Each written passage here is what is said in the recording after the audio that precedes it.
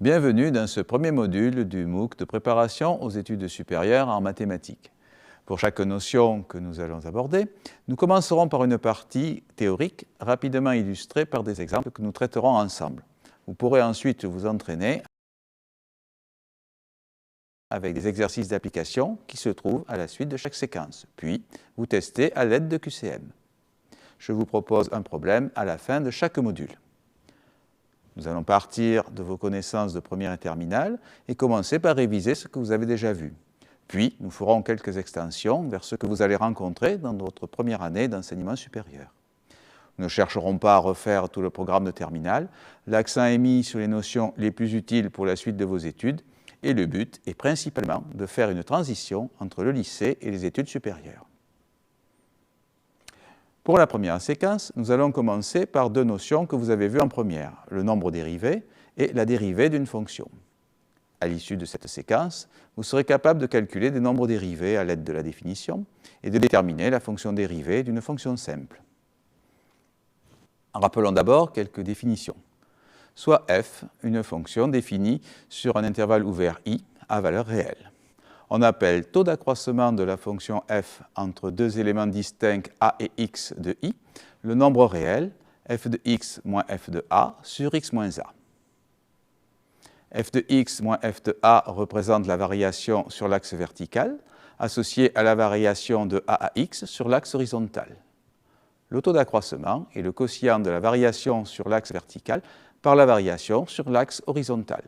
C'est aussi la pente ou le coefficient directeur de la droite passant par les points de coordonnées AF de A et XF de X. On dit que la fonction f est dérivable en A si son taux d'accroissement entre A et X admet une limite finie quand X tend vers A. La limite est appelée le nombre dérivé de la fonction f en A et noté f' de A. Autrement dit, limite quand x tend vers a de f de x moins f de a sur x moins a égale f' de a. Nous verrons dans la quatrième séquence de ce module une interprétation géométrique du nombre dérivé.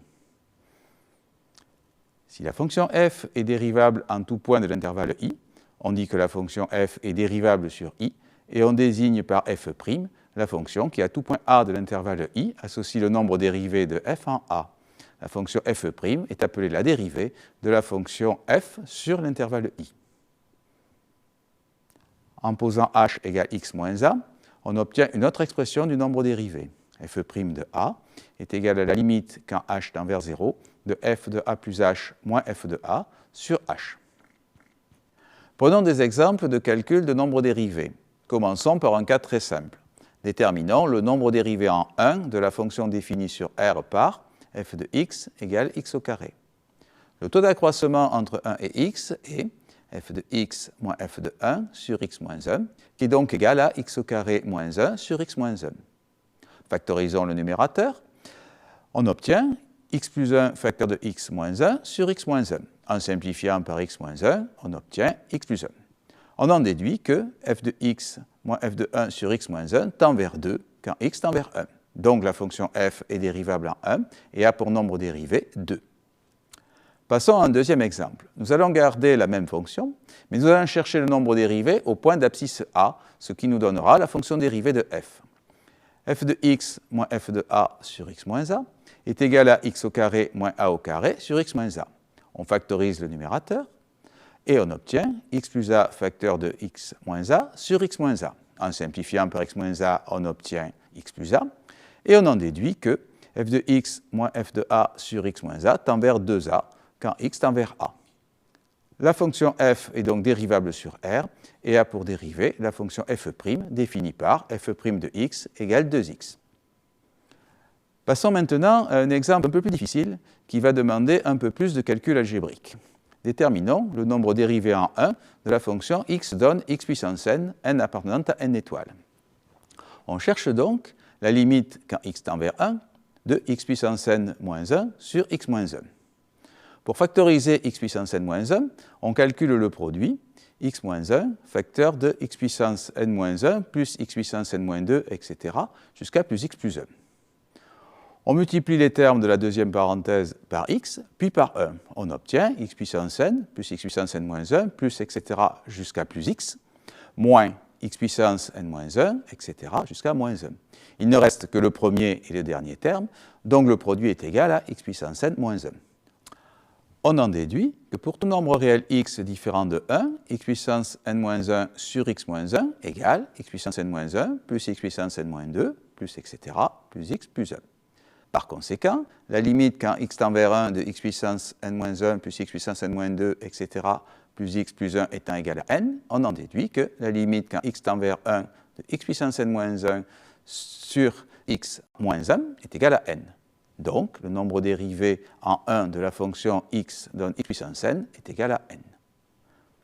Vous devez connaître les fonctions dérivées d'un certain nombre de fonctions usuelles. Si f de x est égal à x puissance n, f' de x est égal à n, x puissance n moins 1. Si f de x est égal à 1 sur x, pour x appartenant à R étoile, f' de x égale moins 1 sur x au carré. Si f de x est égal à racine carrée de x, f' de x est égal à 1 sur 2 racines carrées de x pour x appartenant à R étoile plus.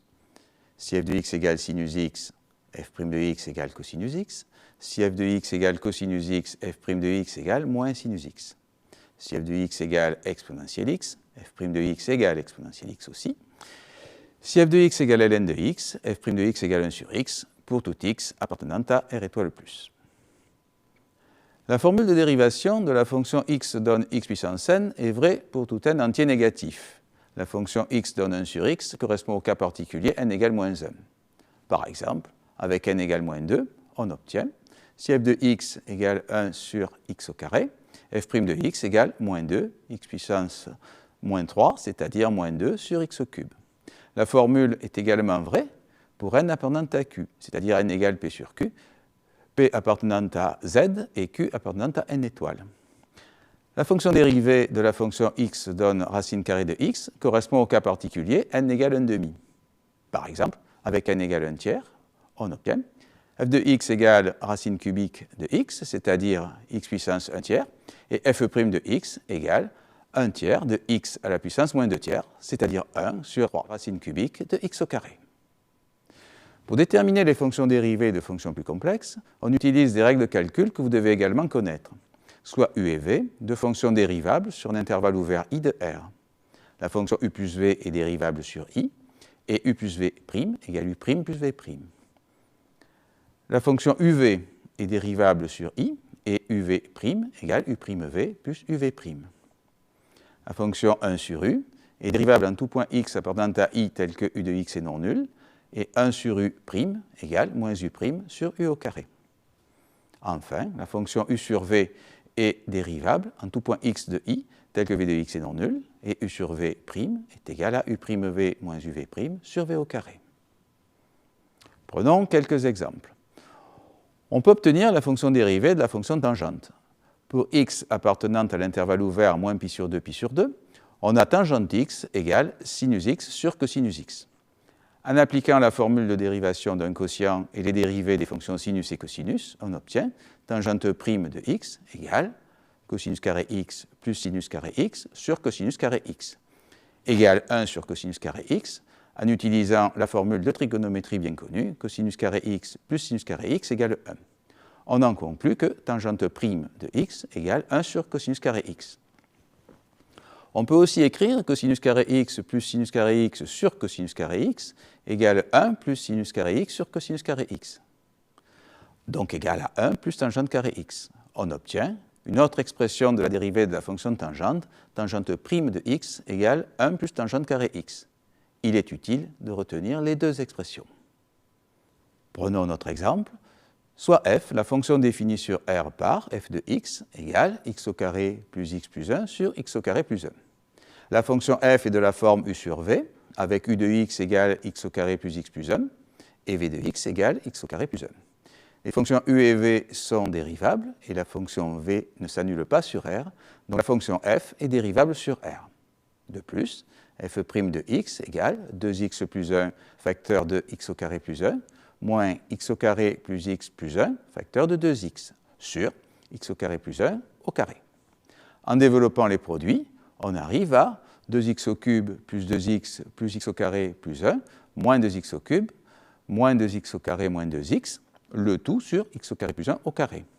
En réduisant le numérateur, on arrive à moins x au carré plus 1 sur x au carré plus 1 au carré.